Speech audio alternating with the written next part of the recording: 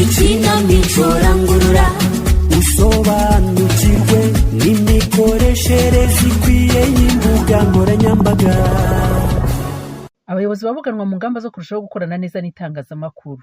Express barasaba n'iseti kwitwararika. Abitewe n'iki? Ni mu ikinamico rangurura. Ko mperutse ugiye kurangura sugarutse utaka kanya Betty. Umva kanda n'iseti arongeye. Sinakubwiye ko ka Express ariko nikundira. Ariko rwose biransetse iyo umuntu mukuru arwanira guhamagarwa izina ry'irihimbano nk'umwana muto. Express karabanguka karandyohera iyo umuntu akamamagaye rwose numva nishimye. Ngaho nsubiza se Express mukundwa. Ntiwumva nibyo koko naringiye kurangura ariko nifuje guca hano ngo ndebe uko urusenda rwacu rumeze. Amaso ntaguhase. Rumeze neza cyane. Ahubwo rwose nukumenya neza aho icyo kigo cyacu kizagura kikanagemura umusaruro mu mahanga giherereye.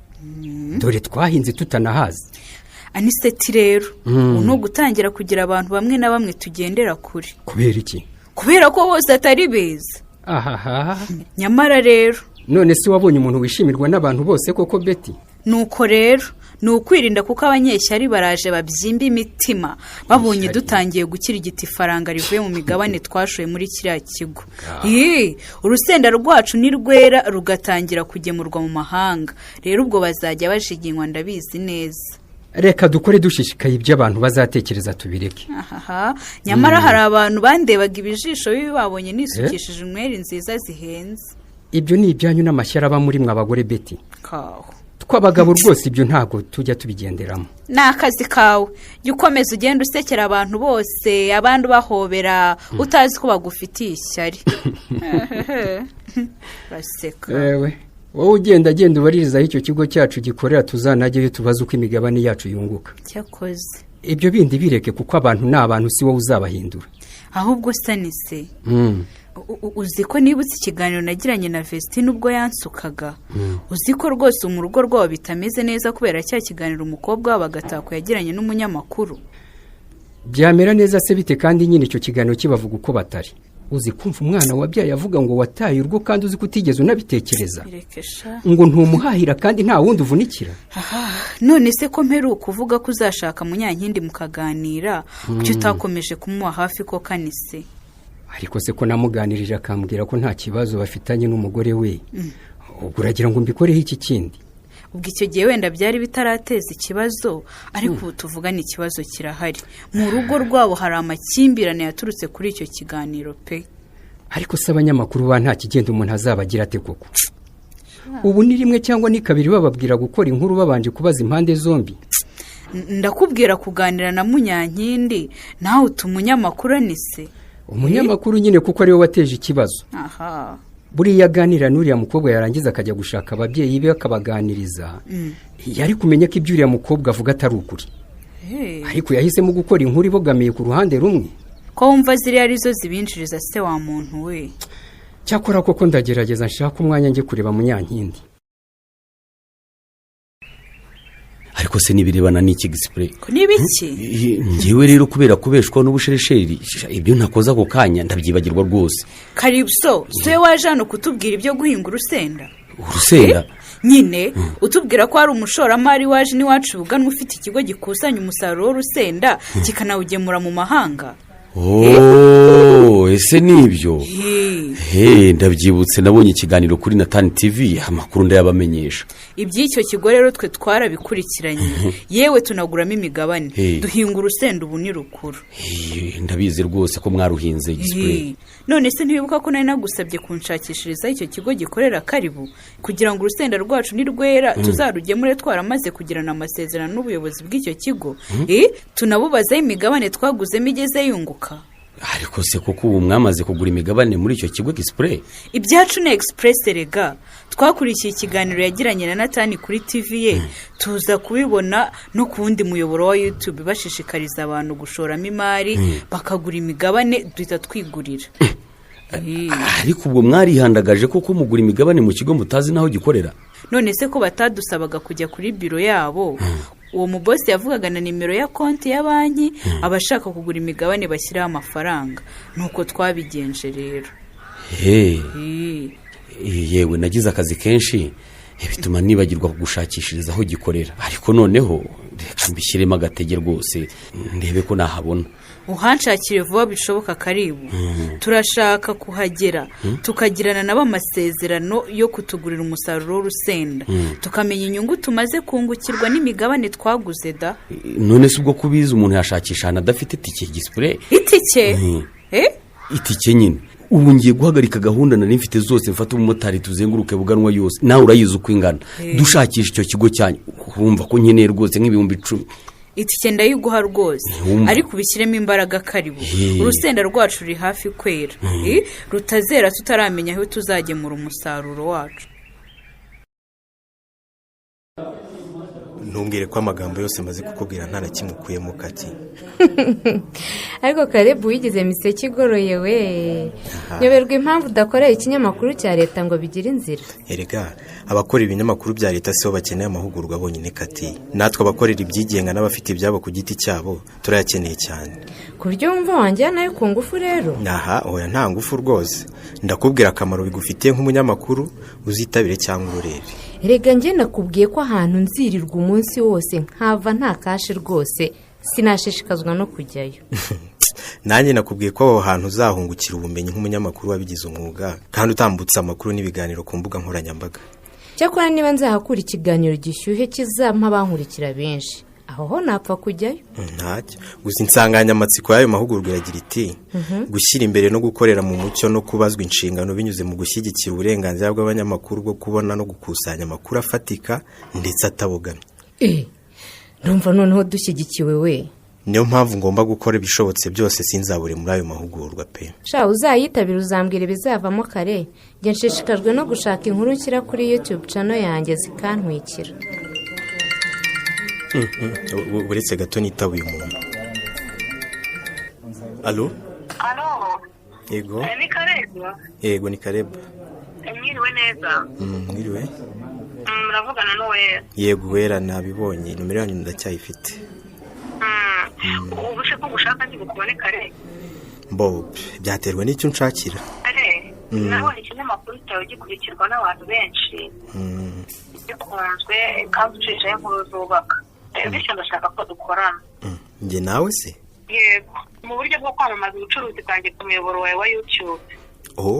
Murakoze cyane, nishimiye gukorana nawe rwose. Umwanya ndawushaka ku buryo ntazarenza ejo ntaje kukureba. Murakoze.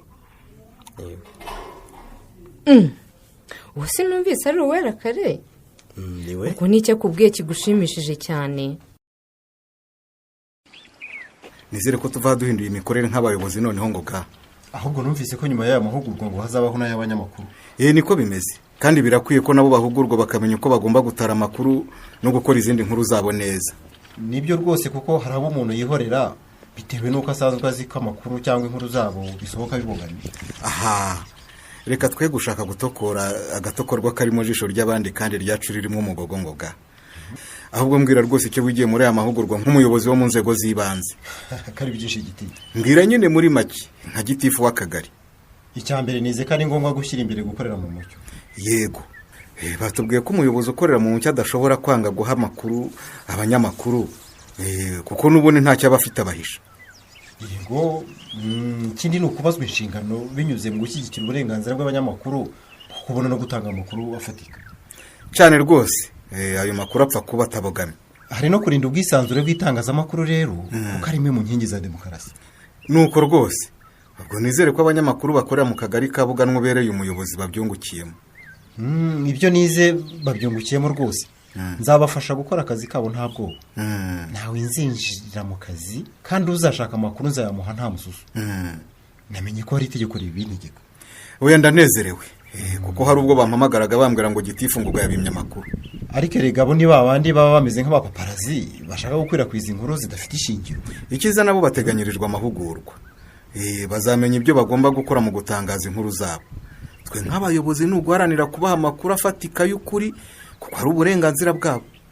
Uzayagoreka muri bo rero azabyibarizwe. Uzagoreka yo wamuhaye yari ukuri azavuga aho yavanye atari ukuri yatangaje. Ko inzego zihari kugira ngo zibagire inama zinabayobore mu nzira nziza se.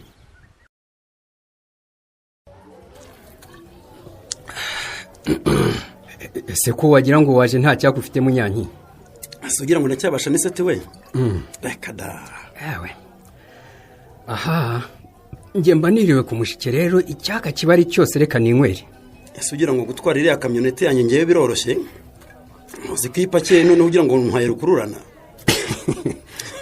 mbese nkubona rwose uko nkubukana rukururana ibuganwa werekeje mu mujyi ese ugira ngo ubundi si yo ari intego yanjye yeba n'isete we ngo sabye imbabazi munyanyi imbabazi bwoko kize nyuma yo kumva ya nkuru y'umuryango wawe yaciye ibikuba ku mbuga nkoranyambaga rwose naho ugiye mu guhinga urusenda sinagaruka kukureba ngo nkubaze uko umerewe uzi ikibabaje isa n'isete we ni ukuba nkora ubutaruhuka nkorera urugo rwanjye nshakisha icyatuma abana banjye biga bakazaminuza bakagera aho bazigeza ariko umushenzikazi w'umukobwa nabyaye akajya kuhendagaza mu itangazamakuru ngo njyewe munyankindi natanye urugo koko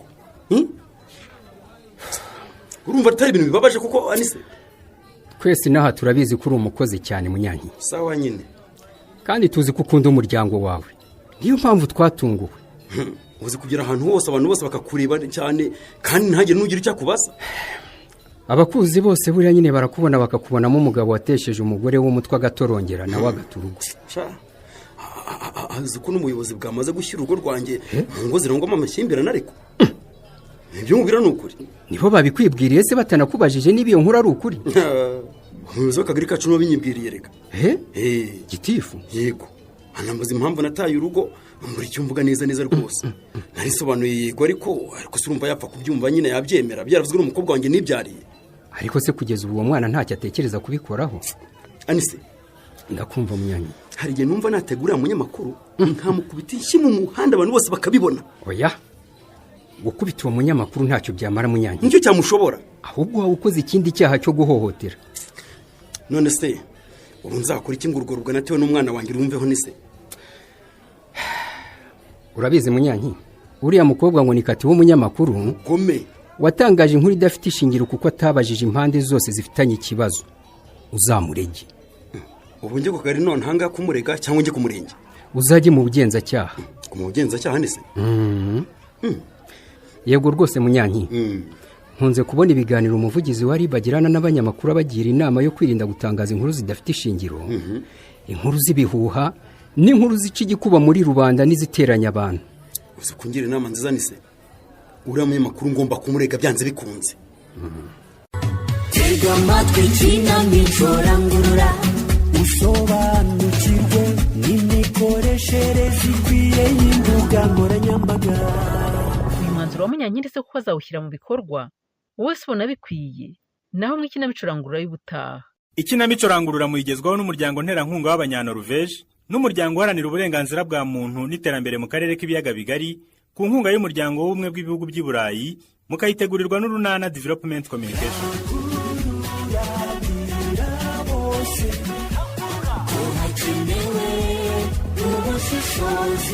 Ikinamico rangurura ni buri wa gatanu saa 2:15 z'umugoroba kuri Radio Rwanda. Ushobora kandi kuyikurikira kuri YouTube, kwigiraho ni ukwandika ijambo ikinamico rangurura official. Uramutse ufite ikibazo cyangwa igitekerezo wifuza kutugezaho, watwandikira ubutumwa bugufi kuri 0785 20 47 54.